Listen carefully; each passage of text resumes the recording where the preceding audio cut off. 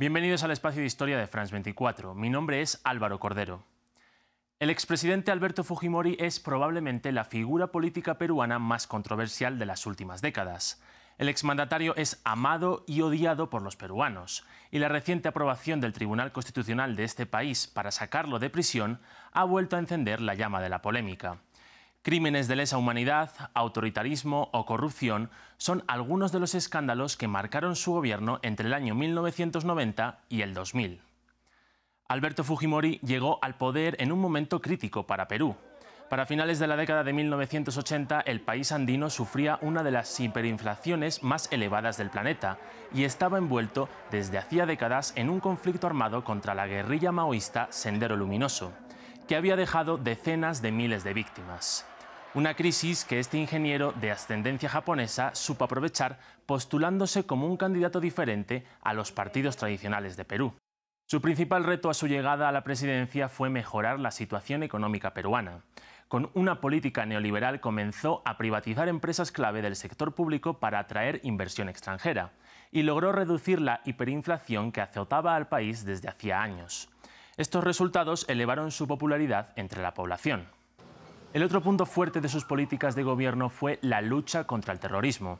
Fujimori endureció el combate contra Sendero Luminoso y el movimiento revolucionario Tupac Amaru, con el objetivo de terminar con su influencia. Una postura dura que se refleja en casos como la intervención tras la toma de la embajada japonesa en 1997 por el movimiento Tupac Amaru, en la que los 14 terroristas fueron asesinados.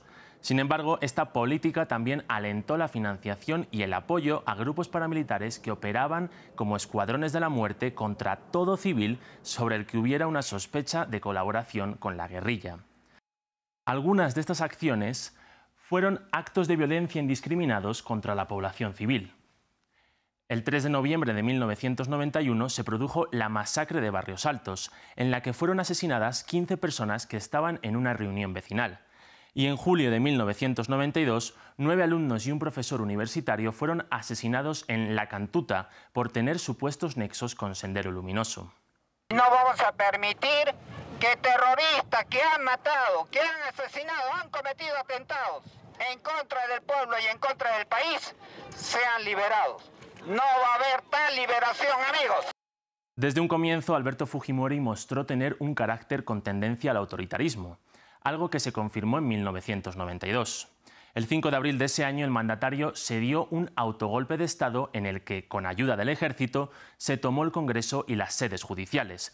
Fujimori no controlaba el órgano legislativo y sus leyes eran constantemente bloqueadas, algo que sirvió como pretexto para esta intervención, aprovechando el descrédito que sufría la política tradicional.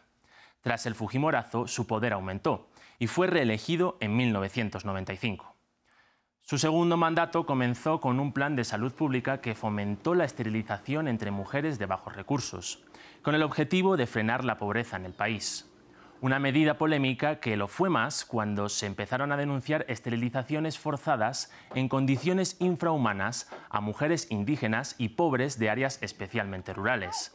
Los datos son contradictorios, pero se estima que durante su gobierno se esterilizaron alrededor de unas 350.000 mujeres y 25.000 hombres, pero todavía está por determinar el número de esterilizaciones que fueron forzadas. Sin embargo, ninguna de las polémicas mencionadas consiguió tumbar al presidente Fujimori. Entre denuncias de fraude electoral, fue reelegido para un tercer mandato en el año 2000. Todo indicaba que aún quedaban 5 años más de fujimorismo por delante, hasta que a los pocos meses salieron a la luz videos en los que se veía a gente del círculo íntimo de Fujimori sobornar a políticos y empresarios. La privatización de empresas de años anteriores fue de la mano junto con un clientelismo y corrupción que enriqueció a Fujimori y a su entorno durante una década. Y esto sí que terminó con su gobierno. El 19 de noviembre emitió un fax de renuncia desde Tokio y se refugió en Japón para no ser perseguido por las autoridades. Su exilio en Japón levantó mucha polémica, pero en 2005 fue detenido en Santiago de Chile durante un viaje tras una orden de arresto internacional. Este fue el inicio de su periplo carcelario. En septiembre de 2007 fue extraditado a Perú y comenzaron varios juicios e investigaciones en su contra. Fujimori tuvo enjuiciamientos por allanamiento de morada, corrupción y robo de fondos públicos, aunque la condena más importante de todas fue por crímenes de lesa humanidad por las masacres en Barrios Altos y La Cantuta. Fujimori entró en prisión con la perspectiva probable de pasar allí el resto de su vida. Pero no fue así. Desde el inicio de su condena, el sector político fujimorista, encabezado por su hija Keiko, pidió su indulto humanitario por su progresivo deterioro físico y su avanzada edad. Peticiones que fueron desoídas hasta que en 2017 el expresidente Pedro Pablo Kuczynski decidió ponerlo en libertad. Una medida polémica que tumbó la justicia, devolviéndolo a prisión en 2019. 3 años después, el indulto parece volver a hacerse efectivo a pesar de la controversia que implica y de que Fujimori siga teniendo casos pendientes en su contra. Una situación que puede contribuir a la ya volátil crisis política que sufre Perú desde hace años. Con esto concluimos. Gracias por compartir y comentar estas historias que las encuentran en los programas de France24.com.